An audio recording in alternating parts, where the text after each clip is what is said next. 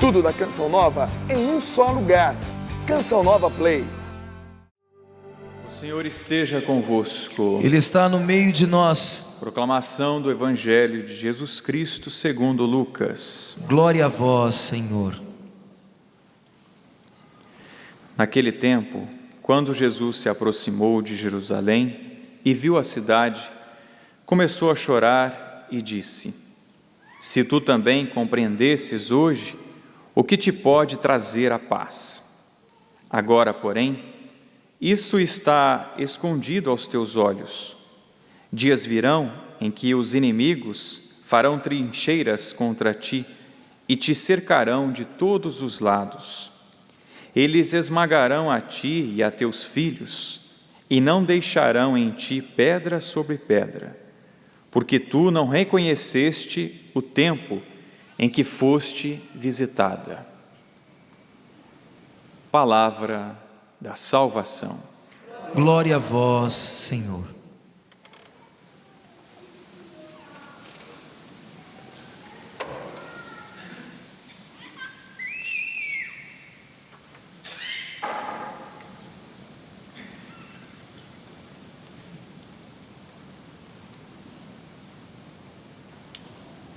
Meus caros irmãos, queridos padres, nós estamos na penúltima semana do ano litúrgico, do ano da Igreja.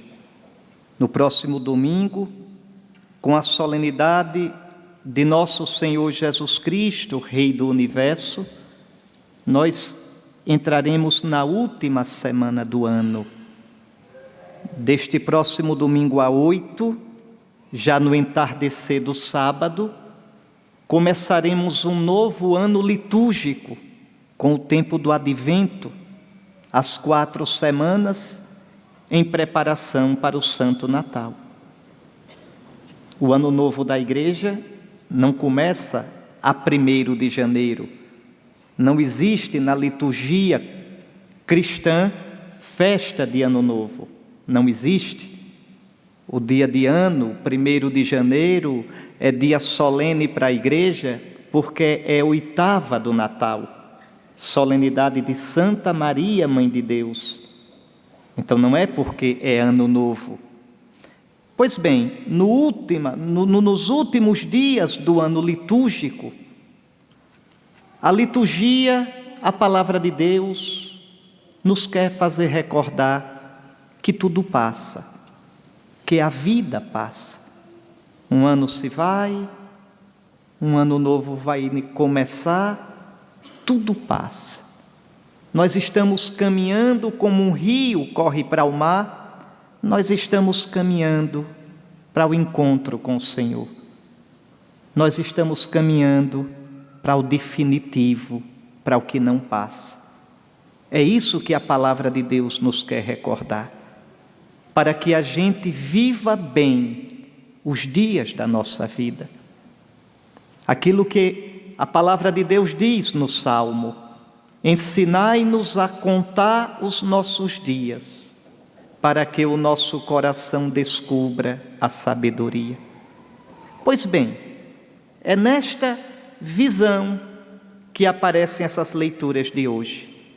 Primeiro, do primeiro livro dos Macabeus, que estamos ouvindo toda esta semana e vamos ouvir ainda na próxima semana. Foi um tempo terrível para o povo de Deus. Era o século III a.C. e quem mandava na Terra Santa eram os gregos, sobretudo os reis descendentes do general de Antíoco, general de Alexandre Magno, Alexandre o Grande da Macedônia. E esses reis, dentre esses reis surgiu um que era pior que os outros, o rei Antíoco IV. Ele se considerava ele mesmo divino. Ele se considerava a si próprio uma manifestação dos deuses, tanto que colocou nele o apelido de Epífanes. Ele se considerava uma epifania, uma manifestação dos deuses. E o sonho dele é que todos os povos do seu império, do seu reino, tivessem a religião dos gregos. E por isso impôs ao povo de Israel a religião dos gregos. Primeiro colocou no templo uma estátua gigante de um ídolo, o Zeus olímpico. Imaginem para um judeu encontrar no templo santo de Deus uma estátua de um ídolo. Daniel vai chamar isso a abominação da desolação. Depois proibiu que se tivessem os livros da lei. Queria destruí-los todos, arrancar Deus da memória e do coração do povo de Israel. Depois proibiu que se circuncidassem as crianças recém-nascidas, conforme a lei mandava. E queria obrigar os judeus a comer carne de porco, o que era proibido pela lei de Moisés. Para nós não é mais proibido. Jesus declarou é tudo puro, mas na lei antiga era proibido. E obrigava os judeus a violar o sábado, a não guardar o sábado. Tudo isso sob pena de morte. A perseguição foi muito dura, muito inclemente, muito cruel. E agora? O que os judeus iriam fazer? Para completar, muitos judeus se venderam para essa ideia maldita. Achavam, não, cumprir a lei desse jeito vai ser muito para trás, cumprir a lei é ser fechado, cumprir a lei é muito radical, vamos dialogar com os gregos, o que é que tem adorar também um pouquinho, aquela velha história, o que é que tem acender uma velinha para Deus e outra para o diabo? O que é que tem? Muitos judeus caíram nessa armadilha. Muitos judeus renegaram a fé. Muitos judeus, para ficar bem com todo mundo, mascararam a sua fé. E vejam, na leitura de hoje o que acontece? O rei manda a várias cidades emissários para que deem banquetes festivos nas praças com carne de porco, com comidas impuras para os judeus, e oferecer sacrifícios aos ídolos. Que judeus importantes de cada cidade oferecessem sacrifícios à vista de todos, para desmoralizar tudo. E assim chegam na cidade de Modim. E lá Matatias, que era respeitado, já com uma certa idade, cercado de filhos, é escolhido para oferecer sacrifícios aos deuses. Se não oferece, é inimigo do rei, virão as consequências. E agora? O que você faria? Cuidado com a resposta. Porque é muito fácil, sentadinho aí no banco, dizer, eu não ofereceria. É muito fácil. Será que de vez em quando a gente não acende uma velinha para o que não é de Deus? Será que de vez em quando a gente não faz uma concessãozinha para o espírito do mundo? Desculpa esfarrapada não falta.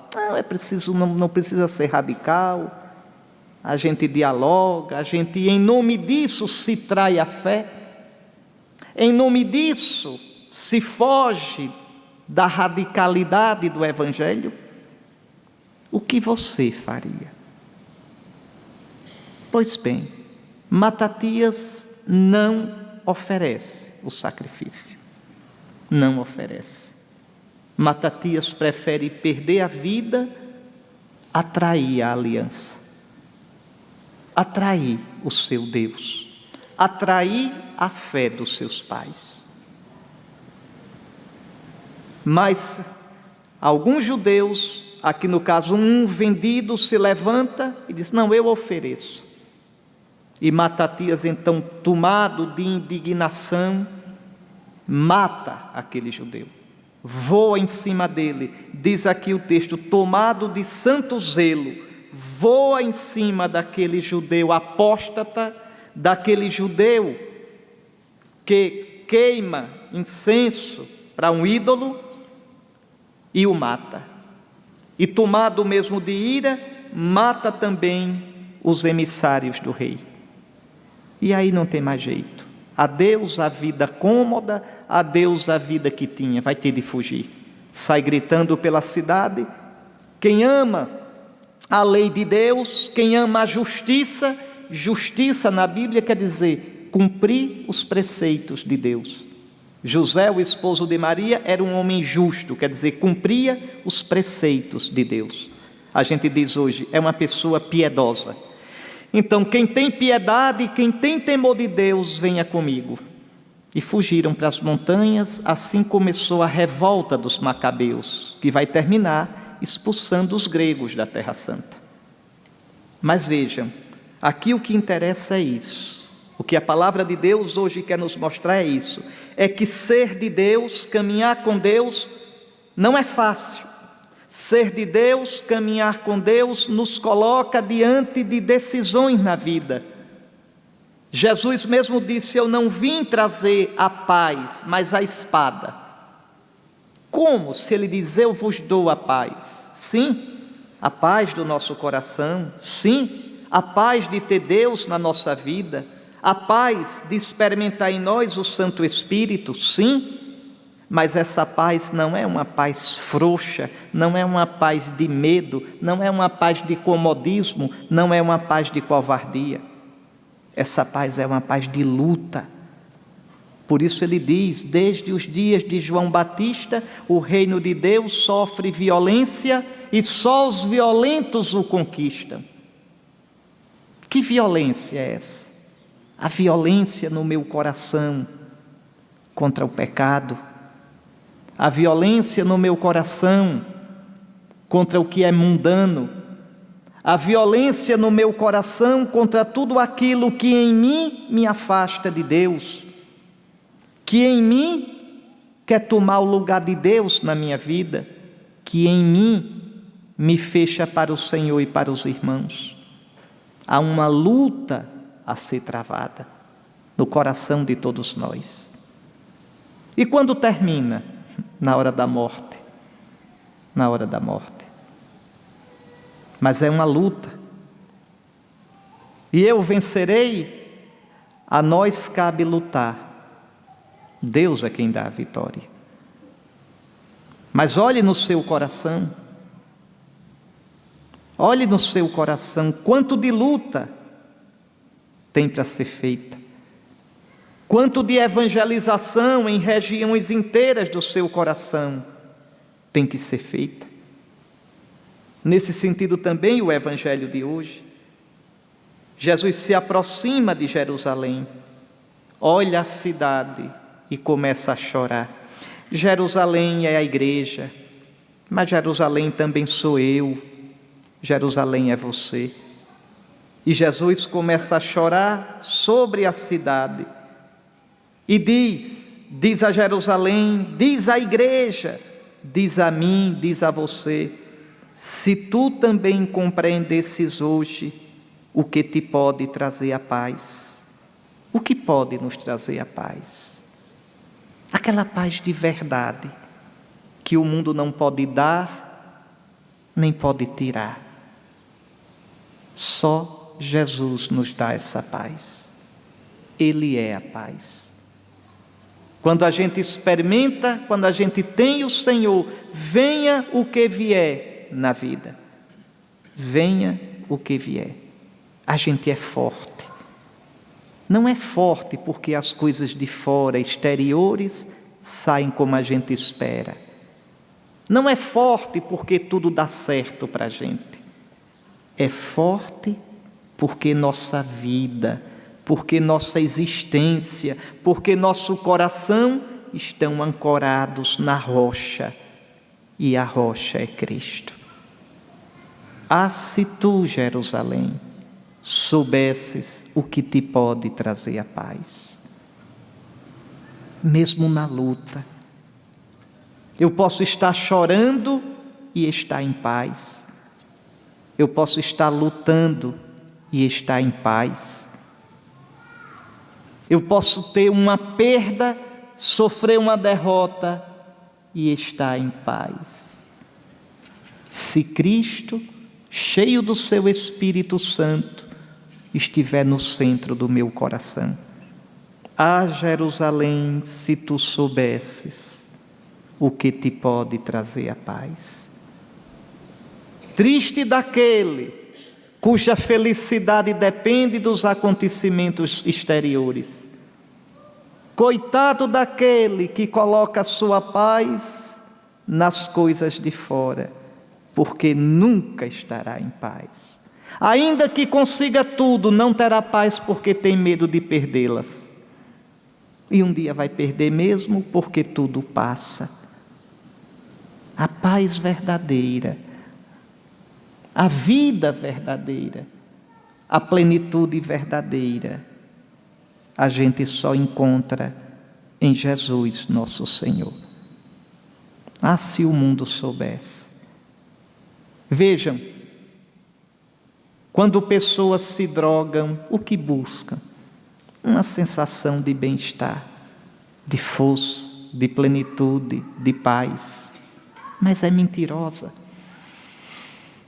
Quando roubam dinheiro público até não poder mais, mensalão, petrolão e tantoão que a gente ainda vai ver na história desse Brasil, o que procuram? A sensação de poder, de força, de segurança, que não traz a paz. Quando se procura prazer sem limites, fazer tudo o que quer, quando se procura o sucesso para ser tido como importante, o que se procura? Uma sensação de plenitude e de paz, que também não pode ser encontrado. Quanta gente famosa e grande que morre de overdose, que cai numa depressão violenta, que vive desajustado, uma vida sem sentido. Porque a paz, a verdadeira paz, não vem de fora das coisas.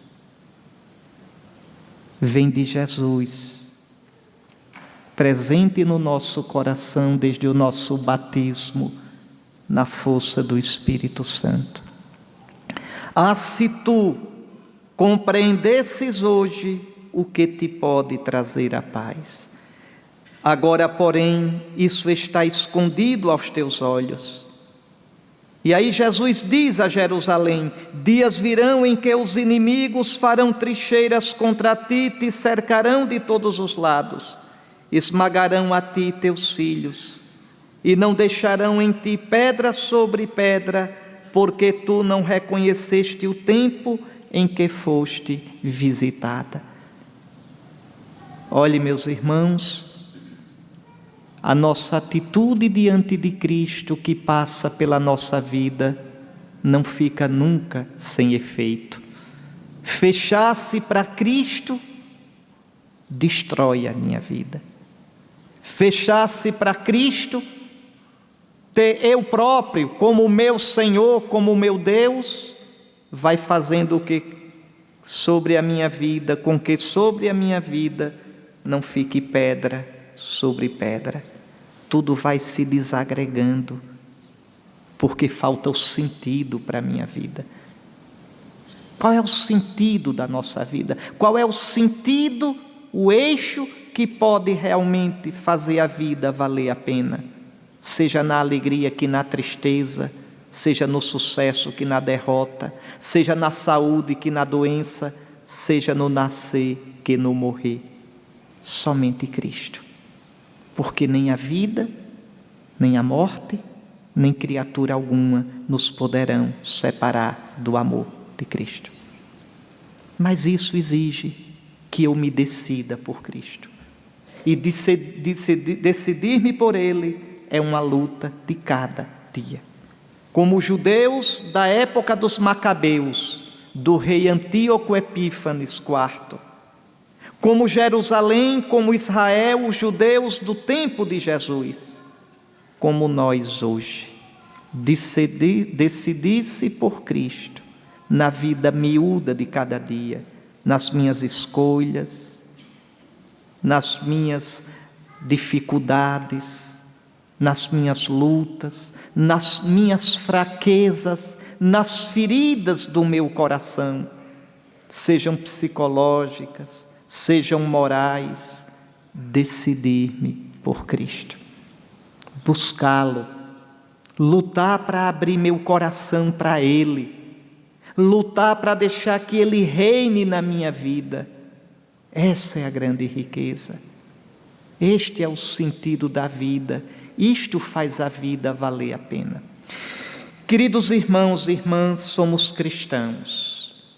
Cristãos num mundo que vai perdendo sentido, numa sociedade que vai se desagregando.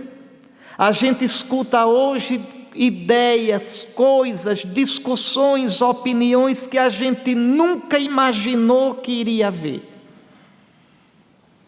Coisas que a gente diz, meu Deus do céu. É que à medida em que o mundo se distancia do seu eixo, do seu centro, que é o Senhor, ele vai perdendo o rumo. Tire o eixo da roda da bicicleta, os raios ficam sem prumo, os raios se desencontram. É o retrato da sociedade de hoje. Vida sem sentido, famílias desagregadas, violência, droga, insegurança, corrupção, desmoralização das instituições da sociedade e tudo mais. Podem-se dar tantas explicações sobre isso, mas o motivo fundamental, mais profundo, é a falta de Deus. Uma sociedade que se fecha para Cristo, que tirou Cristo das suas instituições, que tirou Cristo como inspiração que organiza o tecido, a vida social. Nós vivemos num mundo que padece de fome de sentido. Qual o sentido da vida? Qual a luz que poderia iluminar serena e fortemente a nossa sociedade? Pois bem, cristãos, nós temos essa luz. É Jesus nosso Senhor.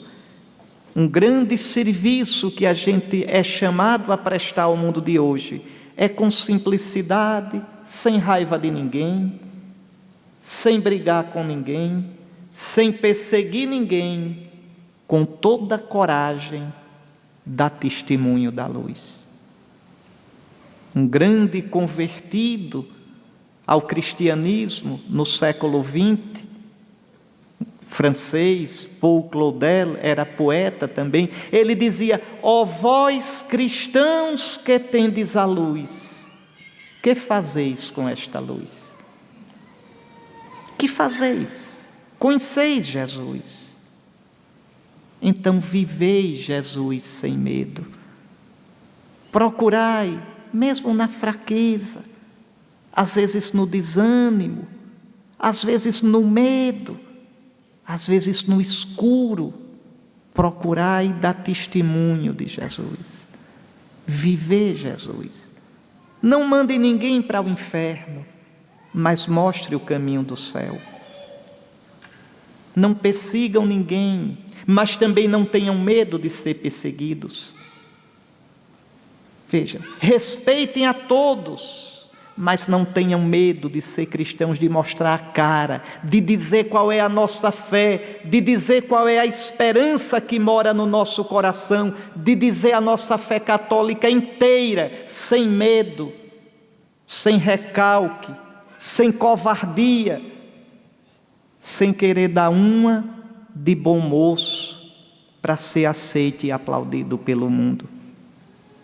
Cristãos mansos, cristãos coerentes, cristãos felizes, cristãos testemunhas, cristãos missionários. É disso que o mundo precisa. É isso que nosso Senhor espera de nós. Aqui quem é pai, quem é mãe de família, quem é tio, quem é avô, quem é avó. Falem de nosso Senhor para as crianças. Falem de nosso Senhor para os jovens. Mas falem com alegria, de modo positivo. Falem da vida. Ensine-os a rezar. Mostre o valor de rezar. Mostre o valor de ser de nosso Senhor, para que eles e nós reconheçamos o que nos pode trazer a paz. Essa paz vai estar aqui daqui a pouco, sobre o altar, como alimento, como vida da nossa vida. Essa paz é Jesus. A Ele a glória e o louvor pelos séculos dos séculos. Amém. Tudo da Canção Nova em um só lugar. Canção Nova Play.